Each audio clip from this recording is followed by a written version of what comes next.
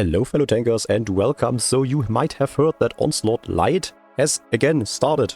And you might be wondering what are the most successful tanks in this game mode. And to say this beforehand, you can actually play every tank in this game mode as long as it is tier 8. Some are more meta, some are less meta, but in the end, that game mode is super chaotic and crazy things will just happen regardless of which tank you are playing. So play your favorite tank, and that's the most important thing, to have fun in this game mode and maybe grind some credits. But if you have the most fun while demolishing your enemies and you just want to drive the most overpowered tanks in that game mode, I have a little list here for you. This might not be absolutely complete, but I think I covered up the most important tanks here. So for Onslaught Lite right now, of course, the E65 Zwilling is an absolute juggernaut on every map where you can play a heavy tank effectively. It has a very good DPM, very good mobility for a heavy tank, and also can use its armor successfully. The ability is not so important because it just gets a little bit better for every type of tank you have in your team, but the tank itself is so strong that it's definitely a safe pick for every heavy tank map. For more open maps or maps where you can play a medium more successfully, I would absolutely recommend you the Bourrasque. The Bourrasque has the ability that it can reload just after its last shot almost immediately, just like the Badget on tier 10 Onslaught. So the DPM of that thing really goes higher by far, and together with the mobility it becomes a super annoying flanker, and also the gun is much more accurate because of the Onslaught modifiers. So all in all, I would say those two cover up actually every map. The rest is just depending on what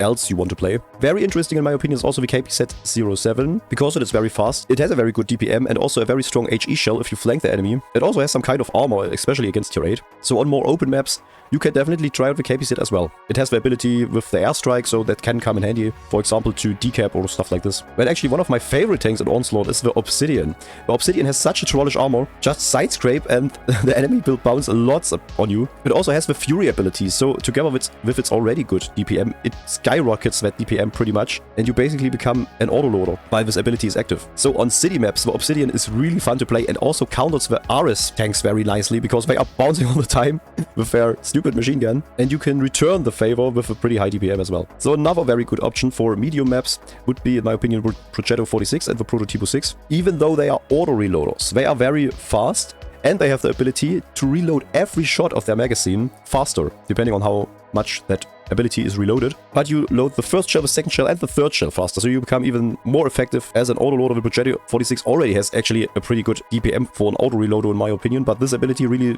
skyrockets that thing as well. I guess it's the same for Prototipo. I don't have that tank, but I see it very often in Onslaught and it's very similar. So definitely give those two a try. They are also nice in credit farming, because the standard shell for at least for Progetto 46, as far as I know, is around 212mm, and that's enough for most tanks if you're not facing just heavies. So I would say those are the strongest ones you can play in Onslaught, especially the Zwilling and the Bourrasque, which should be the crown here. But there are much more valuable options. As I said, you can play every tank. Here's just some other very good choices in my opinion, which are fun to play. If you have it, the EPR on open maps can be super annoying, also fun to play, and nice credit grinder because it has APCR heat and HE shells, and the HE shell as well is pretty much demolishing the enemy if you get his back. Same with the ShPTK, it has an extremely strong HE shell for tier 8. On open maps or very campy maps, this can be a very nice choice if there are not too much triangles playing. I like to play it on that Japanese harbor map. There you can just go into a bush and then do the STRV thing, just with a super strong HE shell as well. So that can be fun to play definitely, but doesn't grind too much credits actually. An alternative to the Obsidian, for example, or with Zwilling, if you want to play hull down, the Iron Arnie is quite mobile if you have a turbo. The gun is much better because of the Onslaught modifiers, and it has that Fury ability,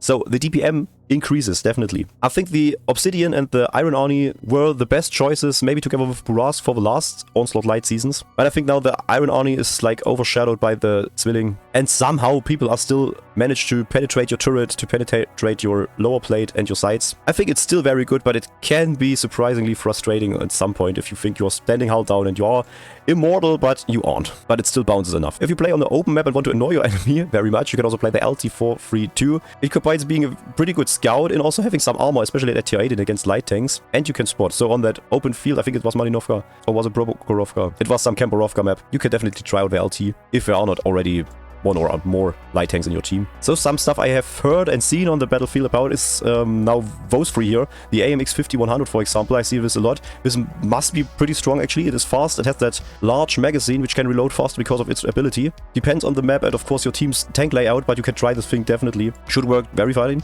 Also the Badget, some alternative to the Bourrasque maybe. A light tank with an autoloader magazine should work out on open maps very nicely. Even maybe on some maps where you can play a medium tank. You can give this a try definitely. And of course the Ares tank with its insane DPM, super annoying, can be countered by tanks with some good armor. if you're facing it frontally. But if you hunt down your enemy tanks, get their flanks or their back, this thing yeah, you don't have to talk about it, I guess. I haven't tried it out myself yet because I think that game style is pretty boring and weird. But if you have the RS, give it a try in Onslaught Lite. And of course, let me know if it worked for you. Like I said, you can play every tank in Onslaught Lite, especially if you are not try-harding like crazy. There are some tanks I would definitely not recommend because I can't imagine them to be any fun or any help for your team. For example, the 122 TM. This thing has such a bad DPM that it is such a burden for your team in Onslaught. Of course, if you have nothing else, go and play it. It has some armor. It is not super slow, but slow enough to be not that good. And this just showcases every tank which is like this is not a good option for Onslaught Lite. So you don't want to have slow tanks with a bad DPM and especially with no armor. So I hope this little guide helped you. Please let me know which tanks you are playing and which tanks work for you very well, especially on which map you played them. Maybe I will make a little add-on to this video and show some matches and what tanks work very good on what maps. That's it for me now. Thanks for joining by. Have a great week and have fun in Onslaught Lite, and cheers, bros.